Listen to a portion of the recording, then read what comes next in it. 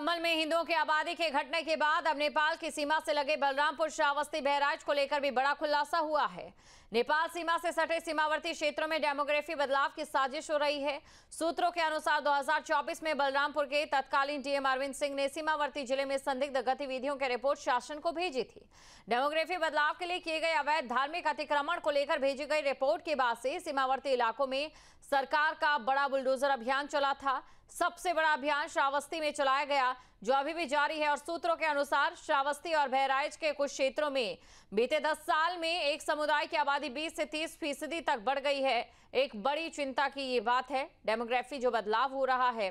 बड़ी खबर आपको बता रहे हैं और साथ ही आपको ये भी जानकारी दे दें कि सीमावर्ती क्षेत्रों में तेजी से ये बदलती डेमोग्राफी इस समय चिंता का विषय बनी हुई है।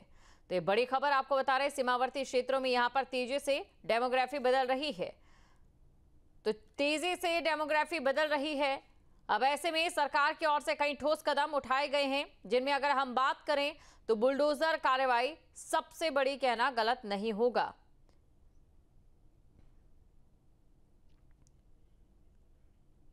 खबर पर अधिक जानकारी के साथ संवाददाता सीपी मिश्रा हमारे साथ जुड़ चुके हैं। सीपी मिश्रा, जानना चाहेंगे आपसे, ये जो डेमोग्राफिकल बदलाव यहां पर देखने को मिल रहा है, इसको लेकर बुलडोजर कार्रवाई तो जारी ही है, लेकिन जो चौंका देने वाली बातें सामने आई है, कौन है जो यूपी को कश्मीर बनाना चाहता है? जी बिल्कुल, आपको बता दें कि इंडो नेपाल बॉर्डर से सटे इलाका जो जनपद बलरामपुर है, श्रावस्ती है, बहराइच है, इन क्षेत्रों में देखा जाता है, सीमावर्ती क्षेत्रों में देखा जाता है कि डेमोग्राफी चेंज होती नजर आ रही।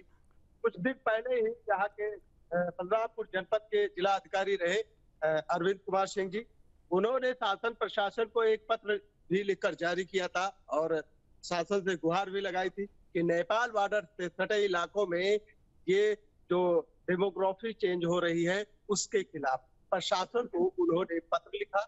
और पत्र जब से उन्होंने लिखा तो योगी शासन ने उस पर एक अमल किया और अमल करने के बाद जो भी हो सका वो हुआ।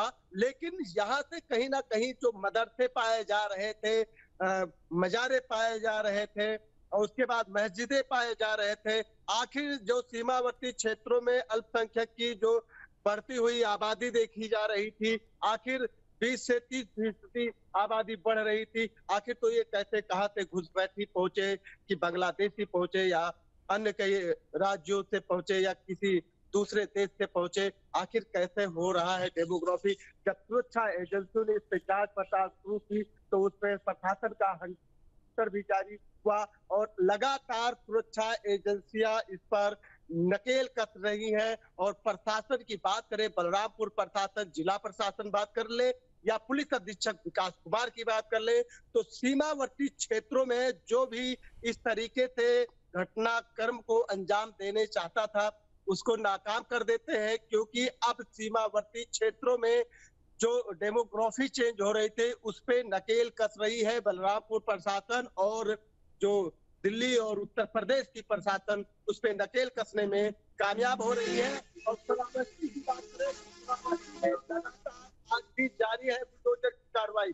बात करें पचपेड़वा गैसड़ी क्षेत्र में भी तो कई मदरसों पे वहां भी बुलडोजर जारी हुआ, क्योंकि जो अवैध पाए गए, क्योंकि जो जीएस के जमीन पर अवैध मदरसे बनाए, क्योंकि कहां से लोग आते हैं पढ़ने, आखिर डेमोग्राफी कैसे चेंज होती है, इसमें भी बड़ी सवाल उठती है कि आखिर शासन प्रशासन जब निगाह रखती है तो आखिर कैसे हो जाती है, कहां से सुरक्षा एजेंसियों की चूक हो जाती है जो यहाँ पर डेमोग्राफी सीमावर्ती क्षेत्रों से चेंज हो रही है। जी बिल्कुल, जो ये चेंज हो रही है बड़ा सवाल है। शुक्रिया तमाम जानकारी को दर्शकों तक पहुंचाने के लिए।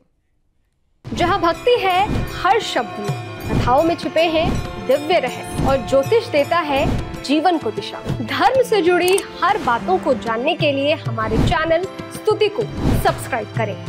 चैनल पर जाने के लिए इस लिंक पर क्लिक करें।